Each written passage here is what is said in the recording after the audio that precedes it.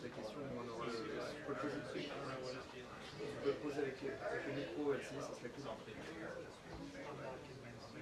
Ok, et tu as le retour, c'est bon, on est bon.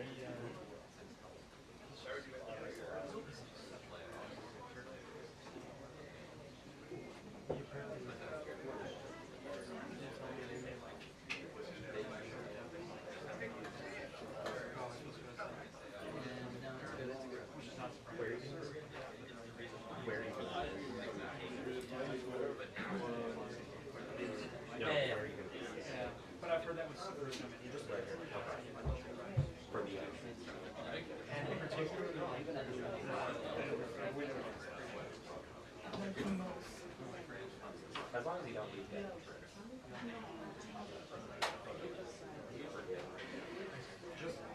I just shoot my hair and that's my only job.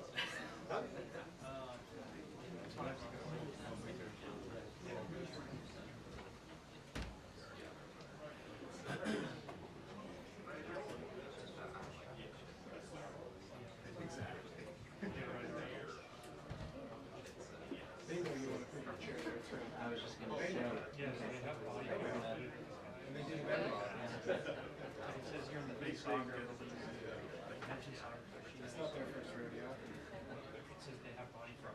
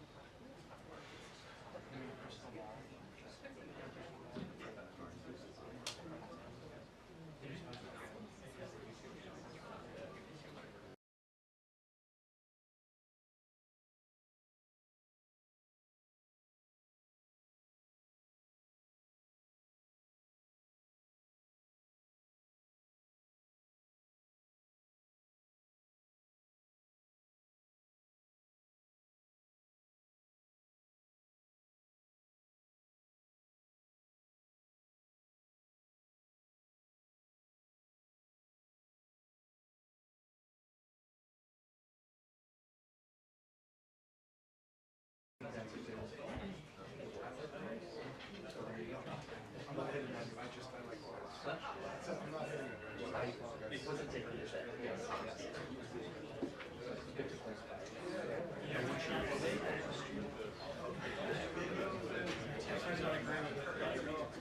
That's a good way to put it.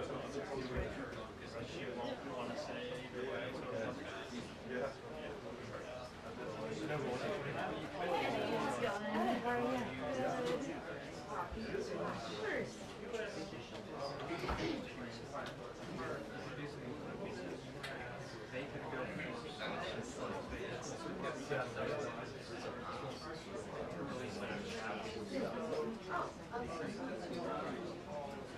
They have a face check.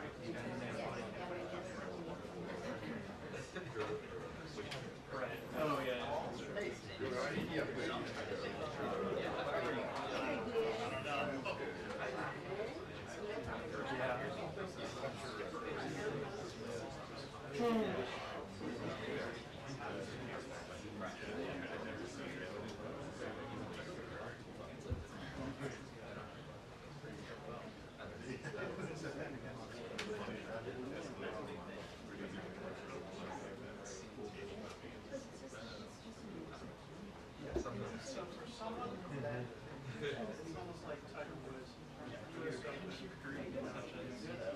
Such an obvious no.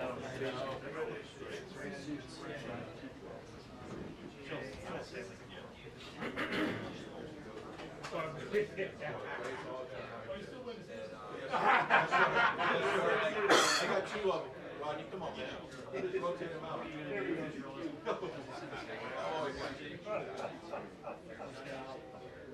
I think that's going to be the last going to follow me forever.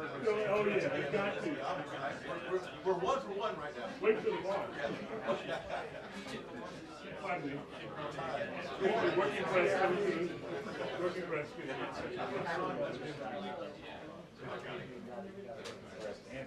Yeah. I'm not right. Okay. How's the wife? Oh, Hanging in there? she's hanging in there, waiting for that day. Day is slowly getting, slowly approaching, but She has a date? I think so. It's right after we come back from vacation. Okay. Oh, That's that's sorry. Yeah, okay. She's waiting there.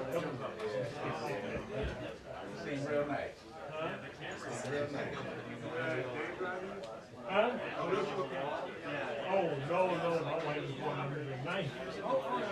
It's a different wall. Right, yeah, okay. Her knee.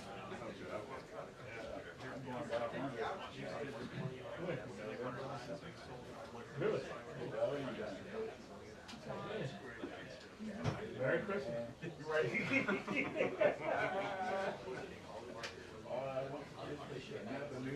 Yeah. Oh boy. Well,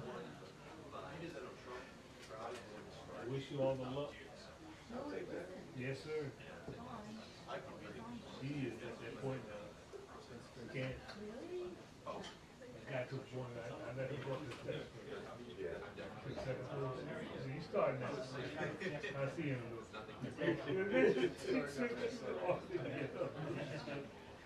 I go and turn the alarm on, I go there and throw it on.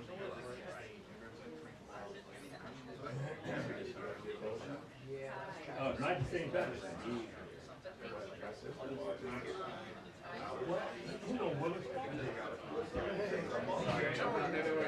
But, there's one that I suspect she's gonna work against us. She's gonna do the worst one. And I'm amused, and so, I just don't want to do that. Right. Hey buddy, how are you today? Sorry, this is Good. no aerospace is not very tired. So, yeah, I don't want her to chicken out. Right. That's what I'm afraid of. Yeah. And see, that's gonna be rough on me too, but I think it's gonna be home and visits first, and then we gotta go up to the physical therapy. I think she can get it. I know I can get online too. I don't know if it was an insurance thing or what, but 3 days after 9 out of the house. Oh, okay, well, how many times a week? Started out, I did 3 times. Twice a week. And after that, I went home. That's a different part. That's that driver.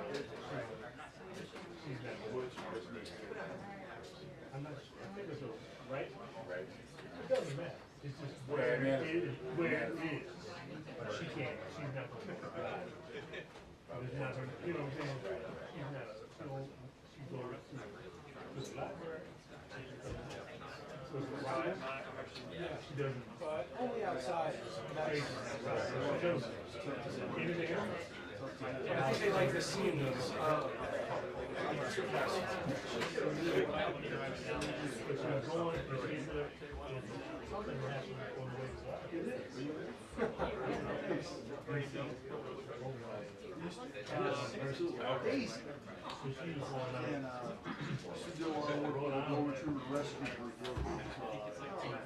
So she's arrested. She's crossed. Yeah, and so, right under the right avenue train. Daisy has a lot of friends. Daisy has a lot of friends. Daisy can be crazy. No, she ended up on that. Yeah. And that was, so she said, I don't know how I just did it. And I said, Thanks, buddy. Go retrievers, man. Can't go wrong with go retrievers. Well, if she's heading right away, Yes, absolutely. End up right back in BC. well, she got too much. She had COVID. Okay. Is that what you were But saying? it was That's right. you're Oh, correct. back with that. It was the It was. That was Okay. Look I'm at gonna the buy crazy one. part is she had to stay in Yeah. the doggy He's got what we can turn blank over. Yeah. and I went to go pick her up, and she said, "What's your dog's name?"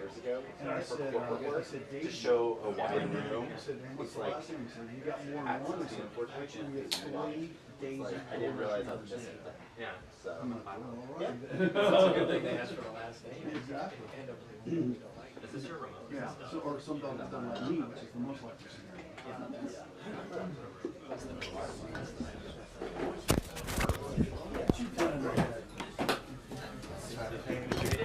It was always good started at 8 minutes or something. I didn't see it. In theory. What? Yeah. No, I'm just kidding.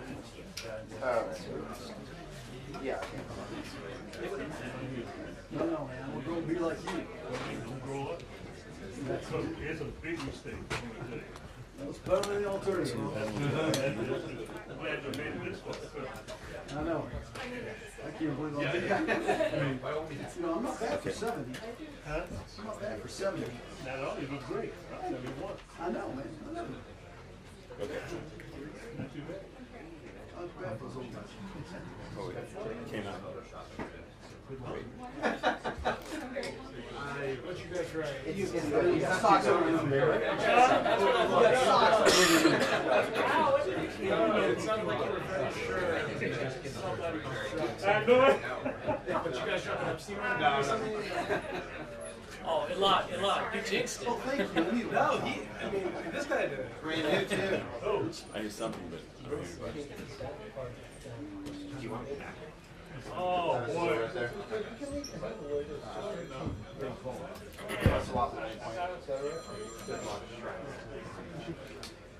I'll be back.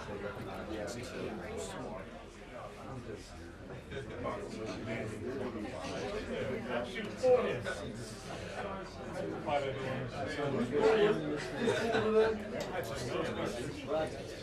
You pull today? Yeah, that's what they say. They say. No. I don't want to say it out loud, the microphone's old. You need to embrace what you fear, young Jedi.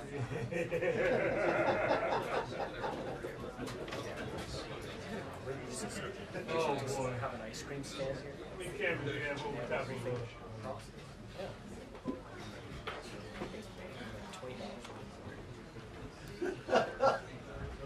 That's good. No pressure. The boss says it's anything to me, able to retell.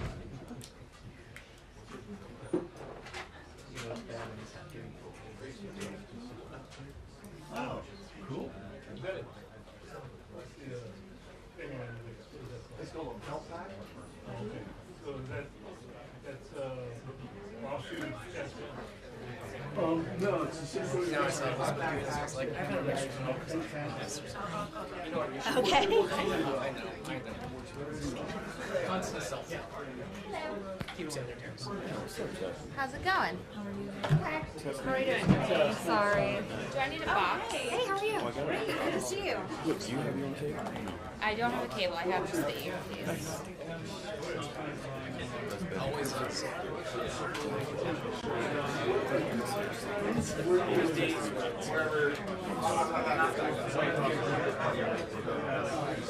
I'm like right there. Oh,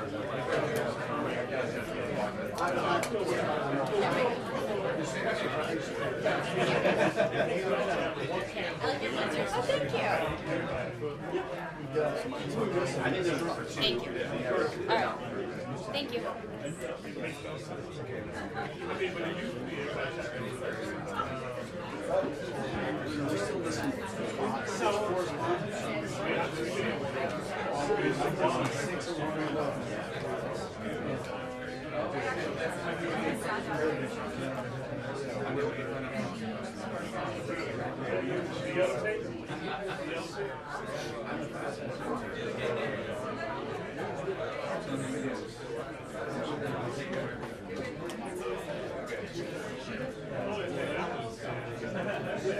They haven't talked to me yet.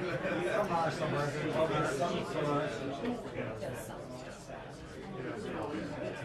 see by itself.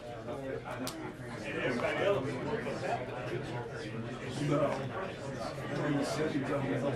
Seems like they're still dying.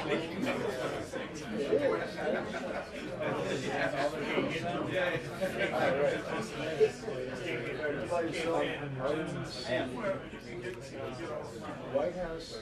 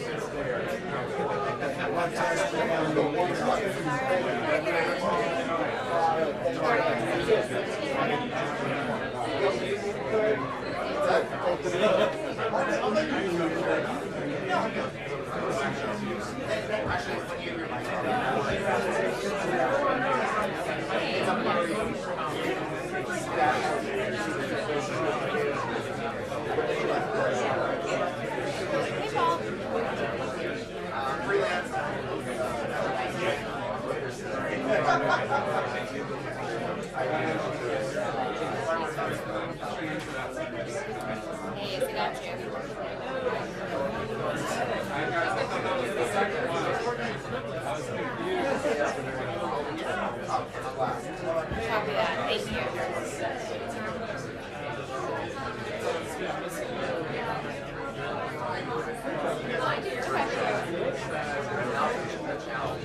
Might this be yours? Hi, how are you? Good, thank you. Hi, dear. How are you? I'm okay.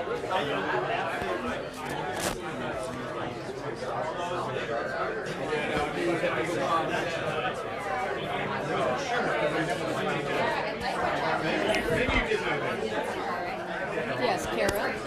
Cute necklace. So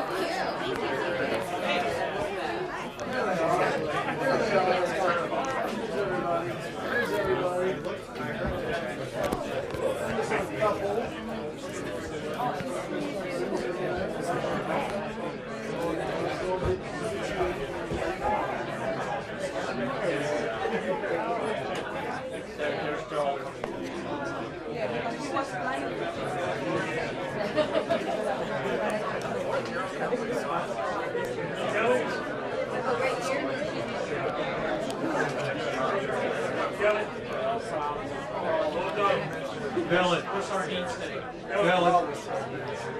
Kelly, over here. did they not? Kelly. Yeah. Thank you, Rod. Hi, Nance.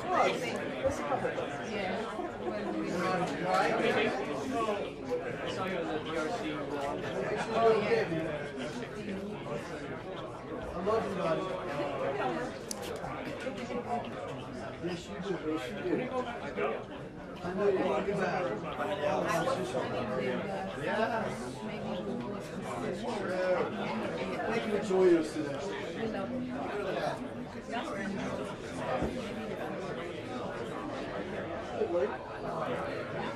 I'm excited.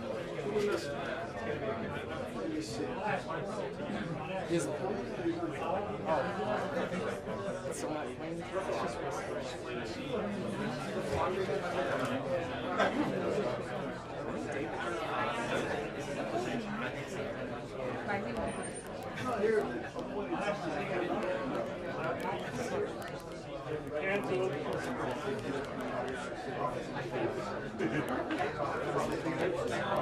Packed room over here, John. A lot of questions from the White House about what progress has been made after yesterday's yesterday's very successful meetings where the European leaders and the Ukrainians went home each with some homework assignments. Basically, the Europeans and the U.S. are working to firm up what the security guarantees would look like that they can offer to Ukraine, which will help Zelensky sell back home any land concessions that he is able to make as part of the peace deal terms.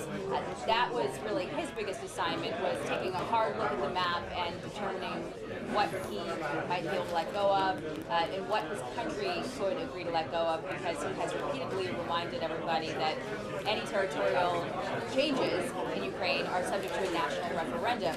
And so the leaders yesterday sort of left how he's going to work that out to him, but that is his job basically over the next few days. He had said after the conclusion of yesterday's meeting that they all hoped to sort of formalize on paper what the plan is going to be, and then President Trump said once that is done, they'll get a bilateral meeting between Zelensky and Putin, and then following that, they will have a trilateral meeting that President Trump will also participate in. We don't have a timeline right now for how long that's going to take. The Europeans said yesterday probably weeks, not months. President Trump is obviously continuing to light that fire and get things done. He referenced a conversation he had at the table yesterday in that multi-leader meeting, saying he was talking to one of the heads of state or individuals there, he didn't specify who, and said, oh, okay, we'll regroup in a couple months or a month or so. And he said, a month? People are going to be dead in a month. 40,000 people could be dead in a month. You've got to do this tonight. And so he is continuing to prod the coalition of the willing, so to speak, into getting their act together, getting that package ready and able to present to Zelensky so that he can in turn make the decisions that he needs to make. Probably also going to get some questions today on DC crime. You had basically continuing pushback on the president's initiative to clean up crime in the city, and he was touting the success of that on social media and in his interview on Fox this morning, so I expect we'll probably get an update there as well.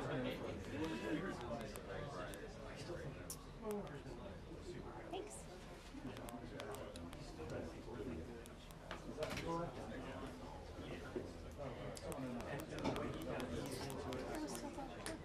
Was it? Thank you. Thanks.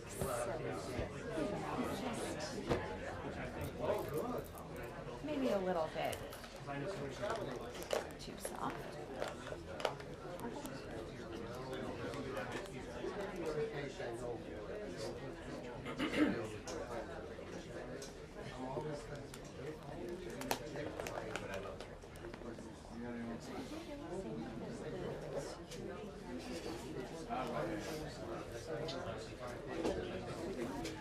So that was, sorry? No one's, I got that from a source who's in a meeting. Oh. And basically, anything that Zelensky does in terms of the map, he has to like put to the country. Right. And once they have the security guarantees, he'll be able to make that case that this is, you should support this exchange. Right. And but does the security guarantees have to be worked out before he meets with Putin? It sounded like it. Yeah. Because he's not willing to talk about, what he's willing to give up unless he knows what he needs to go into that position strongly. Right. And he need not discuss with Putin. What's that? He need not discuss with Putin what the security is. Right. And frankly, probably better not to. I think it's going to come out no matter Sure, what. but Yeah. It's really not Putin's business. It's not, that part's not Putin's business. Whatever. Hi, dears.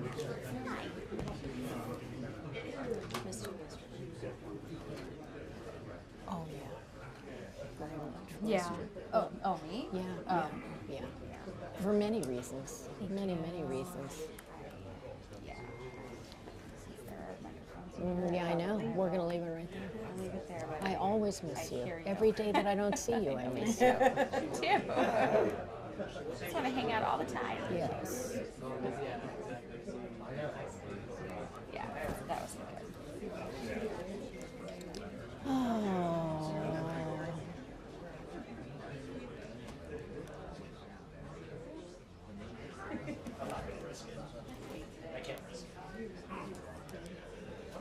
come through. Oh my gosh. Every briefing, I'm like, I'm gonna get out here early.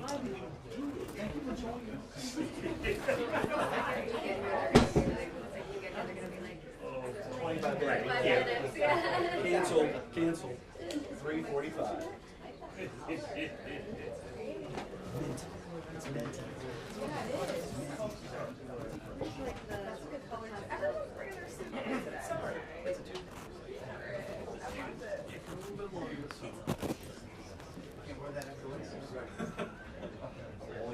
Only wearing it. Yeah. Very cool guy. Yeah.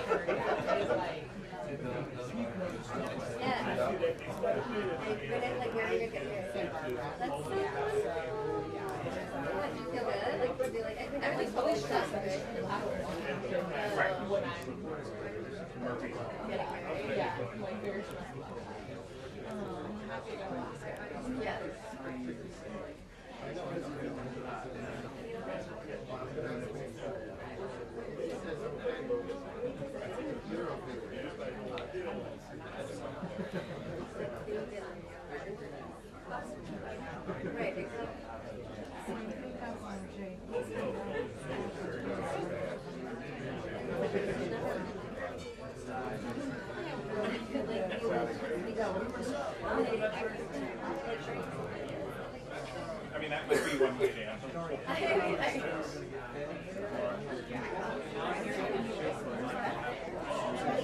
I actually just saw her. I know.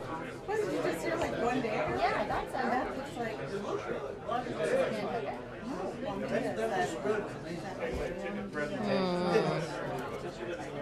Crap. Oh, hell. She got there fast. Damn it. I know.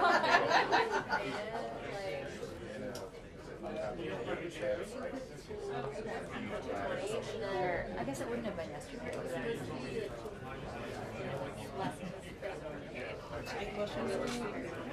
I mean, I'm like last time.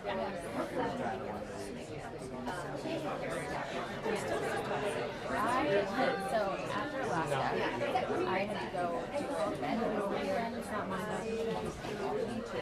So on Friday night, after like 11 p.m. we live on. I got on the plane, took a red eye to Albany there, how many flights was there?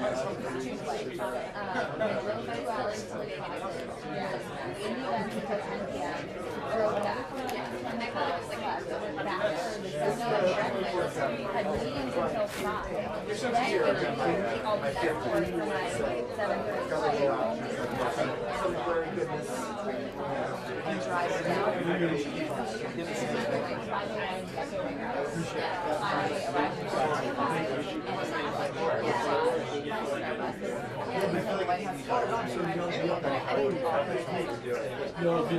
it was so bad. So since Friday, I have slept in bed twice last night. But I had slept in bed at 3 once, and it was for like 5 hours. It was so crazy. I mean, it was the 7-hour drive from Albany. There was good listening to it. Yep. 2 minutes. 2 minutes. Straighten up and fly right. It was brutal. Keep pictures of all of us.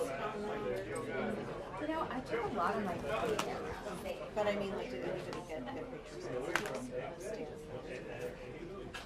Gosh, not that I'm Well, you aware. were sitting for. I was. I didn't get any.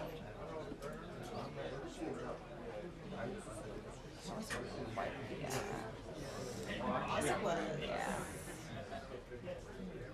I got some texts about my cover. It happens to be true, so.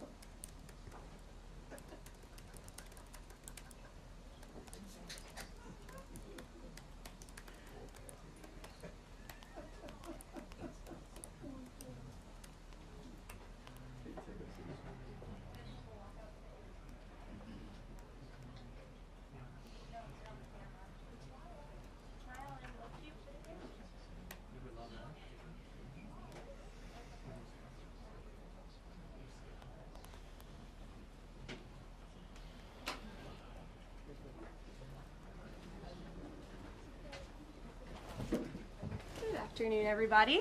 Hello. How are you? Good to see all of you. What we've witnessed President Trump accomplish over the last few days has been nothing short of remarkable.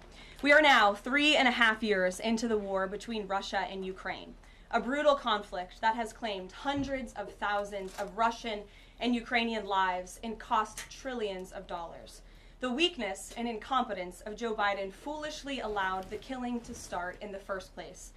Until President Trump returned to office in January, the bloody and broken Biden status quo was to endlessly force American taxpayers to fund Ukraine no matter the cost, no matter how long it takes, and no matter how many lives were lost. There is no denying that Biden's America Last foreign policy moved the world further away from peace. President Trump rejected that failed approach, and instead, over the last 7 months, has relentlessly pursued peace throughout his second term. And thanks to President Trump's efforts, we finally have movement after years of deadly gridlock. On Friday, as you all know, many of you were there, President Trump hosted Russian President Vladimir Putin in Anchorage, Alaska, for a bilateral meeting. This was the first time President Putin has been to the United States since 2015, and the first time he has met with an American president in years. President Putin publicly confirmed what President Trump has said all along. The war between Russia and Ukraine never would have started in the first place if President Trump were in office. This was always obvious to any person with a shred of common sense. Just look at what took place during the last 4 administrations. Under George W. Bush, Russia invaded Georgia. Under Barack Obama, Russia took Crimea. Under Joe Biden, Russia invaded Ukraine. But under President Trump, Russia did not invade nor take anything. President Trump is the only president this century, Republican or Democrat, who has held Russia in check and ensured peace in Europe. That's because Russia has always greatly respected President Trump and his peace through strength foreign policy approach. But overall, the bilateral talks in Alaska were very productive, and multiple key points were agreed to between the two leaders that truly opened up the door for Phase 2 discussions, which took place yesterday here at the White House, within 48 hours of that meeting in Anchorage, I may add. As you all know, there were many European leaders here, as well as Ukrainian President Zelensky. They all traveled here to meet with President Trump to maintain the momentum and work toward a lasting peace. Across the board, every leader credited President Trump for his decisive leadership that has reignited the dialogue in hopes of finally bringing this war to a peaceful conclusion. 2 quotes in particular capture the progress that was made and the optimism moving forward. Finnish President Alexander Stubb said, "I think in the past 2 weeks, we've probably had more progress in ending this war than we have had in the past 3.5 years. Again, that is the president of Finland, a country that shares a border with Russia. That's what we call the President Trump effect. NATO Secretary General Mark Rutte also summed it up well. Without President Trump, this deadlock with Putin would not have been broken. He is the only one who could do this. Following the encouraging conversations yesterday, President Trump spoke with President Putin by phone, and he agreed to begin the next phase of the peace process, a meeting between President Putin and President Zelensky, which would be followed, if necessary, by a trilateral meeting between President Putin, President Zelensky, and President Trump. As the president said, Vice President Vance, Secretary Rubio, and Special Envoy Witkoff will continue to coordinate with Russia and Ukraine to make this happen as soon as possible. It's very important to remember that before President Trump's landslide victory last November, there was no end in sight to this bloodshed. Now, there may finally be light at the end of the tunnel and an opportunity for lasting peace. That's because President Trump is the peace president, and American leadership is back on the world stage. It should not be lost on anyone in this room that world leaders are coming right here to Washington, D.C. for help. While previous presidents have traveled halfway around the world to apologize for America, President Trump stands up for America, and he has firmly restored America's status as the undisputed leader of the free world. However, one thing that has absolutely not changed is the media's negative and downright false coverage of President Trump and his foreign policy accomplishments. From the beginning of this entire process, much of the media said President Trump was making a grave mistake by, quote, legitimizing Putin. They were aghast that President Trump would treat another world leader like a world leader. The media relentlessly attacked President Trump and claimed he suffered a, quote, major defeat for not immediately emerging with a final agreement, even though he said heading into that meeting, this was a meeting to listen and to understand how to move the ball forward. All weekend following those historic U.S.-Russia bilateral talks, we listened to clueless pundits on television trying but failing to claim that the president had failed. The so-called experts in the foreign policy establishment, whose record is nothing but endless wars, trillions of wasted taxpayer dollars, and dead Americans, have the nerve to try and lecture President Trump, who has solved 7 global conflicts in 7 months, about peace. This is the same president, by the way, who brokered the Abraham Accords in his first term, on top of more than half a dozen other peace deals this year alone, as I just said. We also saw yesterday the president of Ukraine and all of the other major leaders of Europe fly across the Atlantic Ocean to meet President Trump at the White House because of the progress that was made, and that, if you ask the media, failed meeting, but it was not. It was highly productive and it was successful. This is why Americans' trust in the mass media is at a lowest point in more than 5 decades. Diplomacy is a delicate process, and instead of reporting the facts about what is happening here at this White House and what is happening between this president and other leaders around the world, many outlets in this room continue to try to actively undermine the president and sabotage the efforts towards peace. That is why I felt the need to set the record straight. In other news, on the home front, President Trump's efforts to make D.C. safe again are working. There have been a total of 465 arrests since the start of this operation on Thursday, August 7th. Last night, there were a total of 52 arrests, including the arrest of an illegal alien MS-13 gang member with convictions for DWI and drug possession. Thanks to President Trump's leadership and the outstanding work of both federal and local law enforcement, dangerous gang members like the one picked up last night will not be allowed on the streets of our nation's capital. Other arrests last night included assault with a deadly weapon for stabbing, parole violation for robbery, murder, outstanding warrant for attempted murder, assault on federal law enforcement officer, and felony assault. 4 more homeless encampments were also removed during yesterday's reporting period. To date, a total of 48 homeless encampments have been cleared in Washington, D.C. by multi-agency teams. MPD patrol units are actively working with city officials to locate and clear additional encampments and remove homeless residents off of Washington's streets. And despite fake narratives from the media, again, a significant number of the arrests have been in high-crime areas of D.C. In fact, nearly half of all of the non-illegal alien-related arrests have occurred in Wards 7 and 8, the 2 wards that have the highest number of violent crime, as well as homicides and assaults with dangerous weapons last year. So while Democrats continue to coddle violent criminals, President Trump and this administration are focused on putting them behind bars and unapologetically standing up for the safety of law-abiding American citizens, and the White House will continue to provide all of you with the results of this operation in the days ahead. So with that, I will take your questions today. Here in our new media seat today, we have Jack Posobiec, who joined us in Anchorage, Alaska last week. Jack, thanks for being here. Why don't you kick us off? Caroline, thanks so much. So a couple of questions regarding the status of these peace talks. Obviously, we saw the President and President Putin there in Anchorage. We saw the world leaders here yesterday with this summit. We've heard phrases like coalition of the willing. We've also heard Article 5-like guarantees. When it comes to the security guarantees, what is the current status of that? I know the President earlier today mentioned boots on the ground would be UK, France, Germany possibly, but unequivocally said no U.S. troops on the ground, but U.S. coordination. Can you elaborate on that, and what would the red lines be? Sure. Well, you got to the heart of what I was going to say to all of you today on security guarantees, which is the President has definitively stated U.S. boots will not be on the ground in Ukraine, but we can certainly help in the coordination and perhaps provide other means of security guarantees to our European allies. The President understands security guarantees are crucially important to ensure a lasting peace, and he has directed his national security team to coordinate with our friends in Europe and also to continue to cooperate and discuss these matters with Ukraine and Russia as well.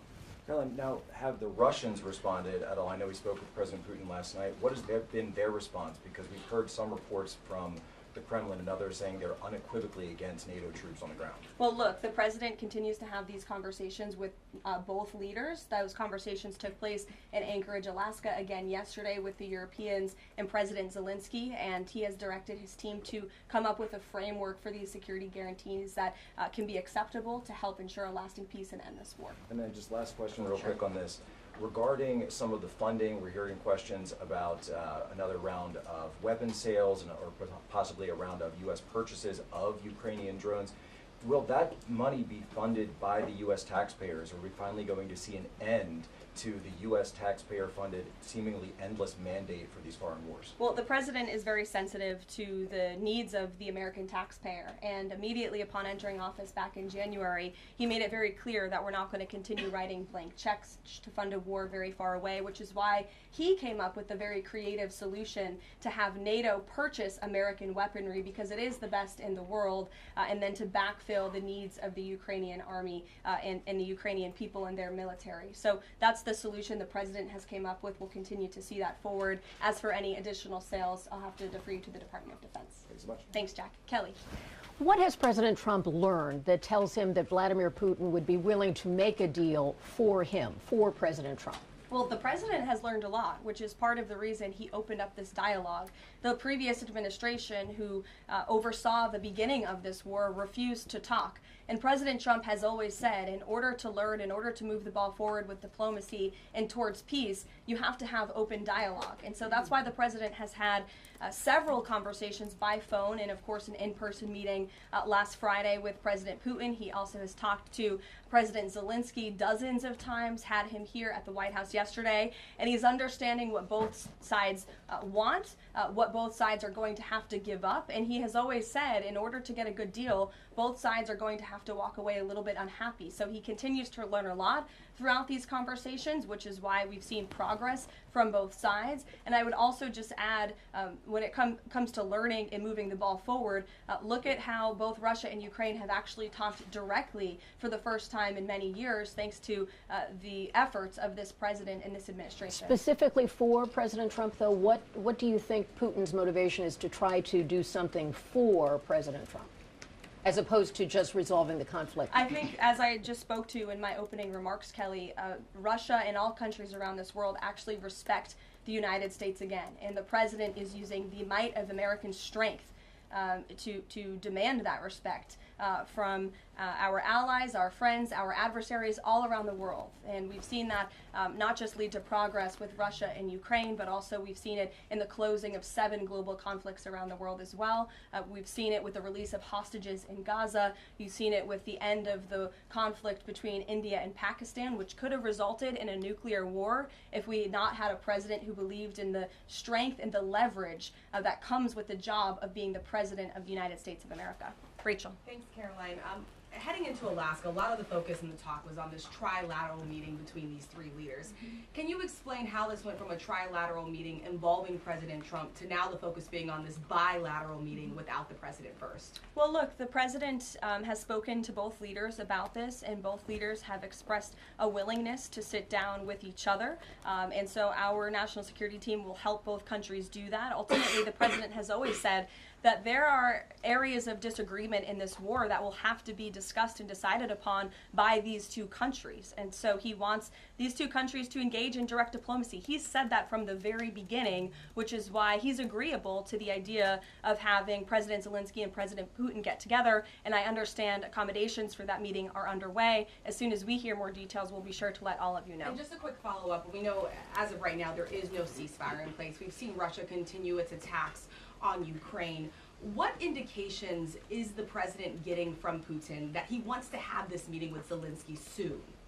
Because he spoke to him directly yesterday. And he expressed that sooner rather than later. He spoke to that directly yesterday, and the president put that in his statement that he gave to all of you, the news media, knowing you'd be asking following that conversation in the effort of transparency. Haley. Hey, thanks, Caroline. You made clear no U.S. boots on the ground. Is the president considering U.S. boots in the air as a form of a security guarantee? Look, that was something the president mentioned on his interview this morning. It is an option and a possibility. I won't certainly rule out anything as far as military options that the president has at his disposal. I'll let him do that. I can tell you he's definitively ruled out boots on the ground. Sure. Thanks, Caroline. Just about the possible venue for the talks. Can you confirm that Putin suggested Moscow as a venue for the bilateral talks? And if so, doesn't that indicate that Putin is perhaps not serious about this, that he's suggesting a venue that there's no way that Zelensky is going to go to? Look, I'm not going to litigate the private conversations between the president and President Putin, aside from what the president himself has already spoken on. But I can tell you there are many options that are being discussed by our national security team right now with both parties. Can you give us an indication of where? I just told you we'll provide you details as soon as we can. Thank you for trying, though. Libby. Thank you, Caroline. I wanted to ask about the National Guard troops. How is the White House coordinating with how they're being placed in D.C., what areas? And then also, how long should people here in the district anticipate the National Guard to be on the ground patrolling the streets?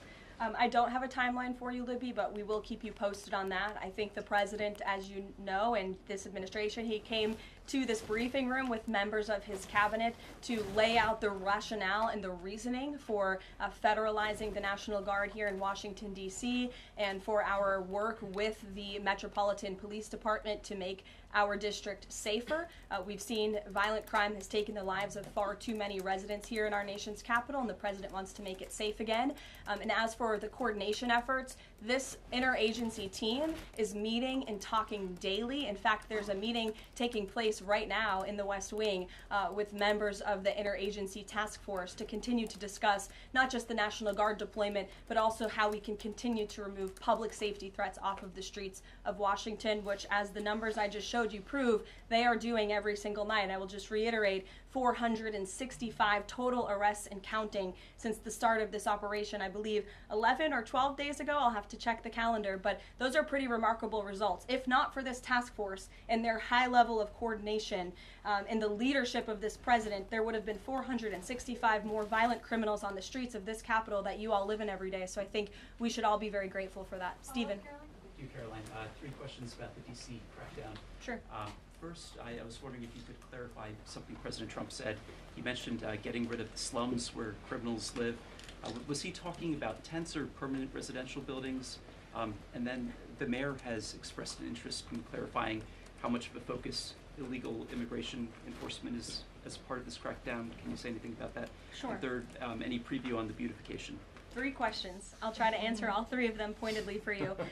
First, when it comes to what you said, and the president said, the slums of Washington, D.C., he's referring to the most dangerous communities, neighborhoods, and streets in this city where, unfortunately, violence has ravaged these communities and taken the lives of, again, far too many law-abiding D.C. residents. We know on July 5th of this year, just more than a month ago, a 3-year-old beautiful young girl was shot and killed in her car with her family in one of these communities, which is why there has been a surge, despite what many of you have been falsely reporting. And I believe it was the Washington Post who put out a map claiming it to be fact-based when it was just based on, I don't know, accounts that they've heard on the street, not actual statistics and data. So we went and reconfigured the numbers, and as I said, nearly half of all the non-illegal alien-related arrests have occurred in wards 7 and 8 in the District of Columbia, where we know, excuse me, there's the highest rate of crime. So we'll continue to do that. And what was your second question, Stephen? Legal immigration, how much of a focus that is? Yeah, look, I mean, the focus is to make D.C. safe and beautiful and to remove public safety threats and violent criminals from our streets. If federal law enforcement, with the help of the Metropolitan Police Department, come across illegal aliens, of course, we are going to abide by this administration's policy of law and order, and we are going to remove illegal criminals from our nation's capital. They will be detained and deported, just like they are in every other community across the country. Kristen. Thanks, Karen. First question is, whose idea was it to change the next steps from a trilateral to a bilateral meeting? It was an idea that evolved in the course of the president's conversations with both President Putin, President Zelensky, and the European leaders yesterday. And as you saw, Kristen, with all of those European leaders leaving the White House, including the NATO Secretary General, they all agree that this is a great first step. And it's a good thing that these 2 leaders are going to be sitting down together, and the president expects that to happen. And how long is Trump willing to wait and operate in good faith for Putin to actually arrange a meeting before he intervenes? Look, the president has put put tremendous public pressure to bring this war to a close. He's taken actions, as you've seen, sanctions on India and other actions as well. He's made himself very clear that he wants to see this war end, and he has scoffed at the ideas of others that have been raised that we should wait another month before any meeting takes place. The president wants to move, and he wants to bring this war to an end as quickly as possible. Just a clarification on Sean. something you said earlier about Putin agreeing to the meeting. The Kremlin seemed to indicate that Putin did not firmly agree to a bilateral. Did he agree to have a sit down with just Zelensky on the phone? I can assure you that the United States government and the Trump administration is working with both Russia and Ukraine to make that bilateral happen as we speak. Sean. Hey, if the point is to get everybody on the same page, why wouldn't Trump just take the call from Putin while the other leaders were in the room? He said it would be disrespectful to do that. But why is it disrespectful? With all due respect, only a reporter from the New York Times would ask a question like that, Sean. The president met with all of these European leaders at the White House 48 hours after sitting down with President Putin on American soil. In fact, there was so much progress in the readout that was given to these European leaders immediately following his meeting with President Putin that every single one of them got on a plane 48 hours later and flew to the United States of America. And if I could just read for all of you some of the statements from those European leaders yesterday, you had President Zelensky himself saying it was a very good conversation. It was really good. We spoke about very sensitive points. The Secretary General, Mark Rutte, it was the president, only because of the president, that this deadlock was broken, but with President Putin by starting a dialogue. So these leaders, who this war is in their backyard, are very grateful that the president took that call and that he was there to provide them with a readout of Russia's thinking on this, something that was not done by the previous administration at all. Catherine. Thank you. Is the White House looking at Budapest as a possible location? I'm not going to confirm or deny locations. We'll provide you with details as soon as we can. Just following up on Kristen's question, I understand that the White House is working and allies are working to make this meeting happen, but did Putin promise to do a meeting with Zelensky, a direct meeting, in the coming weeks? He has, and I just answered that question for you. Franco. Thanks. I just want to clarify. So you are saying that President Trump is considering U.S. pilots and U.S. aircraft potentially supporting European or Ukrainian forces? The president spoke to that himself this morning when he called into Fox and Friends, and I would defer you to his answer. You can read it directly yourself. In addition, can I ask, no boots on the ground, Steve Witkoff's talking about Article 5-like security guarantees. Can you talk about what other Article 5-like security guarantees that are being considered if it's not boots on the ground? These are very sensitive diplomatic discussions that are currently taking place literally as we speak. So I will leave it to the national security team, and I'll leave it to the president to have those private discussions with these leaders as we try to bring this war to an end. And can I ask one Mary more? Margaret, go ahead. Thanks, Caroline. Two questions, if that's okay. So on these meetings, I know you said that the trilateral will take place if necessary. Do you think that we might not need the trilateral and that Zelensky and Putin might come to this conclusion on their own? And then as a follow-up, I know the president said on Fox News this morning that he's partially seeking peace in order to get to heaven. Was he joking, or is there spiritual motivation behind his peace deals here? I think the president was serious. I think the president wants to get to heaven, as I hope we all do in this room as well. Annie. Thanks, Caroline. I'm just shifting gears to the Department of Justice for a minute. Can you walk us through why another deputy FBI director was named? Does Trump have any displeasure with how the FBI has been being run to date? And I have a question about the antitrust debate. No, Andrew Bailey is extremely qualified. As you know, he's been serving with honor as the Attorney General of Missouri, and he's been brought on as another set of very credible and experienced hands to work alongside the current Deputy Director, Dan Bongino, under the leadership of the Director, Kash Patel, and the Attorney General, Pam Bondi. And the FBI has been doing a tremendous job. We've seen their agents out on the streets as part of this interagency task force here in Washington. But the crime that they've been stopping here in Washington, they've been doing this for 7 months all across the country. In fact, there's been 19,000 arrests by the FBI nationwide. That's more than double last year in the same time period. Of those, 1,600 arrests were for violent crimes against children. 4,000 child victims have been rescued by this FBI under this current leadership, 1,000 arrests from investigations of foreign terrorist organizations. There's been 1,500 kilos of fentanyl seized, 6,300 kilos of meth have been seized, and 3 of the top 10 most wanted have been arrested so far. Not a single one of the individuals on the top 10 most wanted list were arrested under the previous administration. We've arrested 3 in 7 months. So when you're actually working and enforcing law and order, you need all hands on deck. And so we look forward to welcoming Andrew Bailey to this new post. Thank Jackie. you. And I have a quick question about Roger Alfred, who's a former DOJ official. He gave a speech in Aspen yesterday where he said that senior DOJ aides are cutting deals with favored lobbyists. I'm wondering if the president has any concerns at all with the way the antitrust division is working. I have no idea who that individual is. I don't know why he made those comments. I don't know what basis he's making those comments on. My instinct tells me it's not true, but we will definitely look into them and I'll get you a response. Thank you, Caroline. Jackie. Thanks, Caroline. Since the president often says that this war would not have started if he were in office, and True. and Putin confirmed that. It's true. Do you accept that as true? The Probably. European leaders do.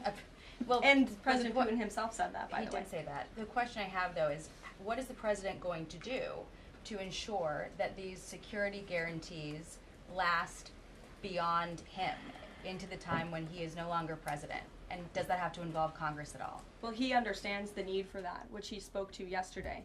And what's he going to do? It's why he's engaging in so many talks and so many conversations with both sides of this war with our European allies. It's why on the way home from Anchorage, Alaska, very late at night, when I know many of you on the press plane were sleeping and many staff were sleeping, the president himself was still awake at 2 o'clock in the morning talking to European leaders and NATO about how we can ensure a lasting peace and bring this conflict to an end. He has expended an incredible amount of time, energy, and effort into bringing this war to an end, and he remains determined to do that. Also, can Go I ask ahead. you about the Go ahead. Thank you, Caroline. DC crime? Sure, Jake, and then to your right. Sure. Thank you, Caroline.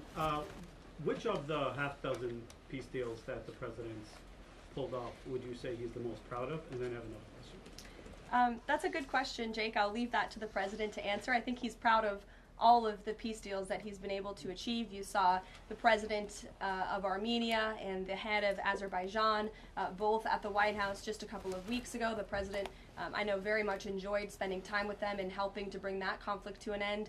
He very much enjoyed his time with leaders of Rwanda and the Democratic Republic of the Congo in the Oval Office, talking to them about bringing that decades-long war to an end. India and Pakistan.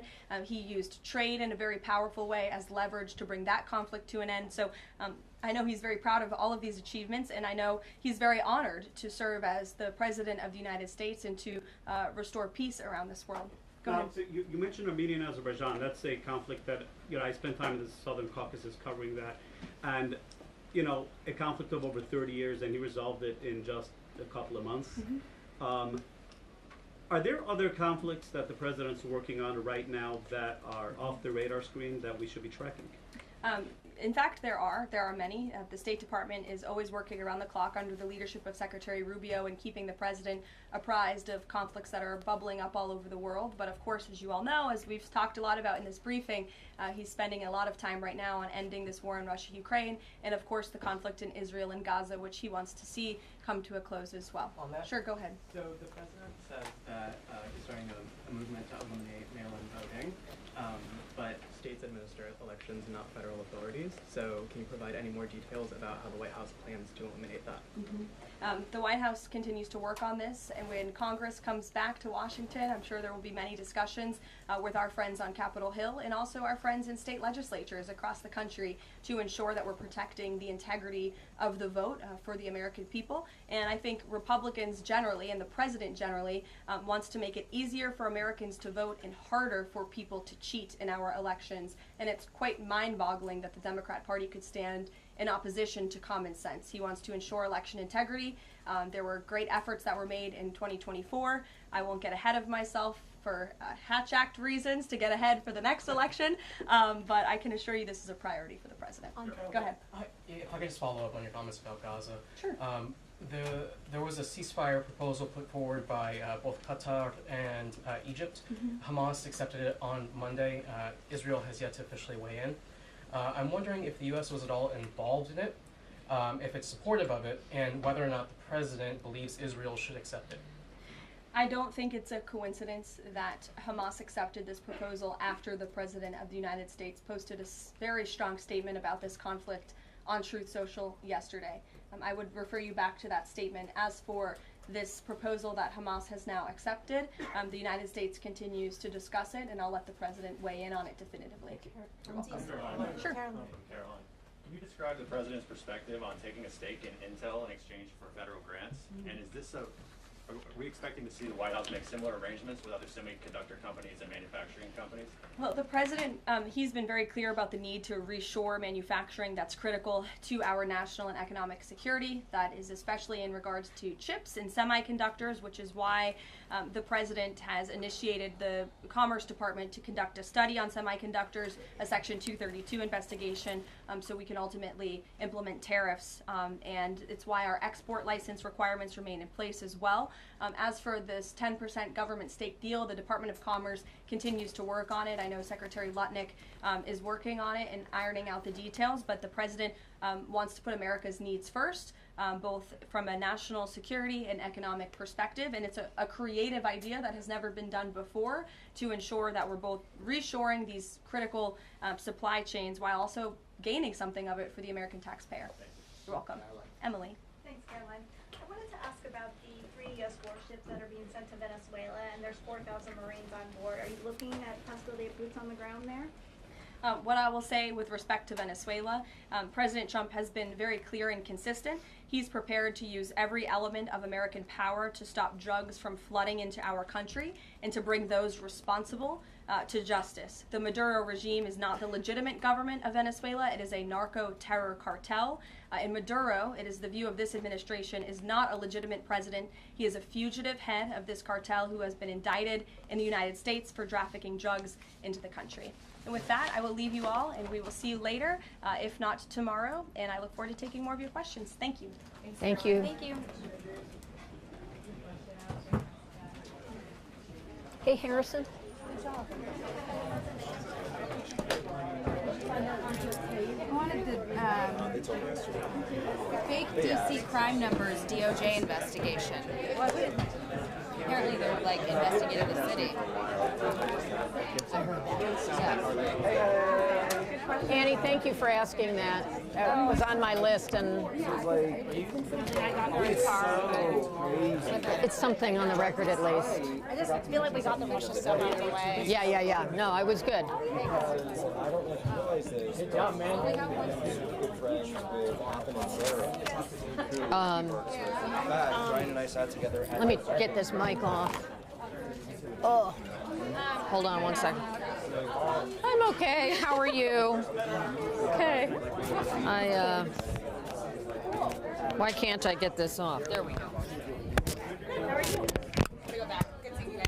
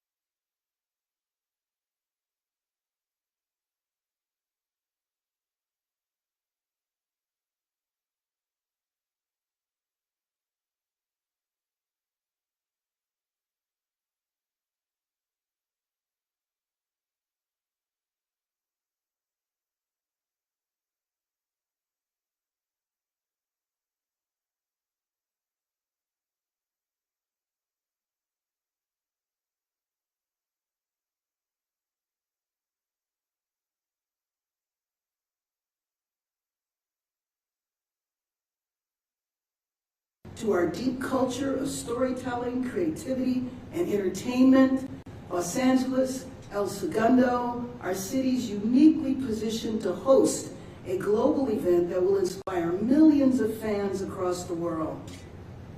Now with the Esports Games, we are adding yet another major international event to the lineup, showing that Los Angeles is where the world comes to compete in every form, from the field to the arena to the digital stage. Every day we're preparing for making real progress on lowering issues in our city, and I want to thank the Global Esports Federation, our local partners, and of course the Los Angeles Times for hosting today's announcement. Together we are pushing boundaries, raising the bar, and proving once again that our region is where the world comes to compete, to innovate, and to dream. We cannot wait to welcome the athletes, the fans, and the future of esports to our region in 2026. Thank you very much.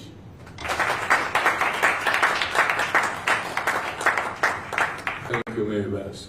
It's hard to believe that 3.2 billion players or viewers watch esports, but that's the statistic I understand from the Global Esports Federation. So in order for us to actually accommodate really this tumultuous event of 180 countries competing over the course of the next year, we need to identify Team USA.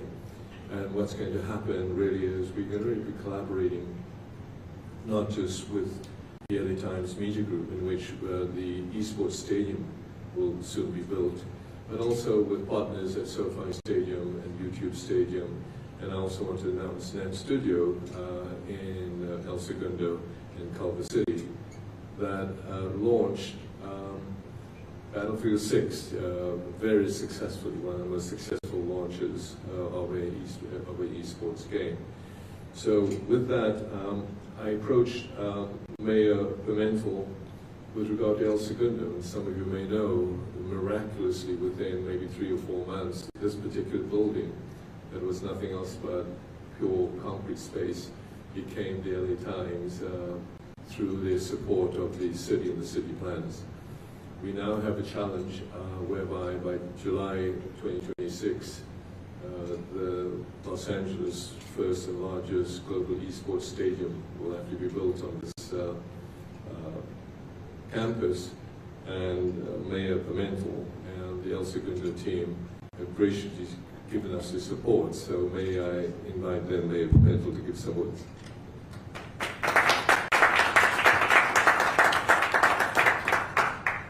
There's not much really I can add to what you've already heard, but I think there are 2 broad themes that I would touch on.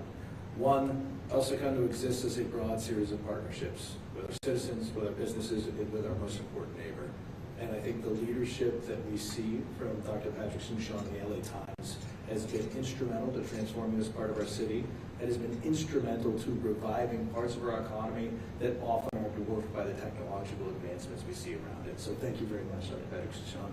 Thank you to the LA Times for hosting us. And most importantly, thank you to the Global Esports Federation. El Segundo has a long history of being on the front edge of technology. This is the birth of aerospace in the U.S., the birth of GPS, the birth of SpaceX, with a $9 billion tech economy here. And to have the next generation of athletic venues come and to be trusted by our most important neighbor, Mayor Bass, we are eternally grateful for the faith you put in us, and we're very excited to host this in the coming year. So thank you all very, very much.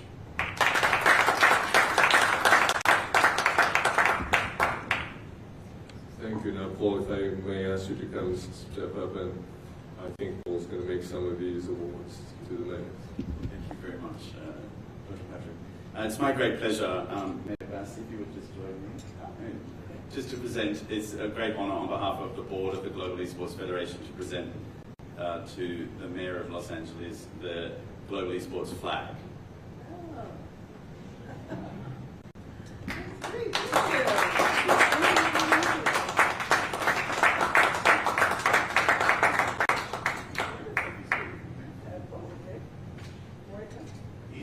Esports is all about many things, but also great trophies.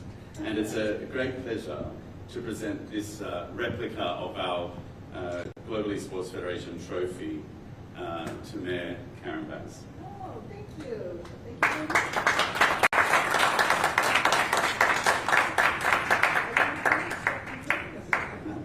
to also present this to our host today, the Executive Chairman of the LA Times Media Group, Dr. Patrick Souchon, as well. Congratulations. And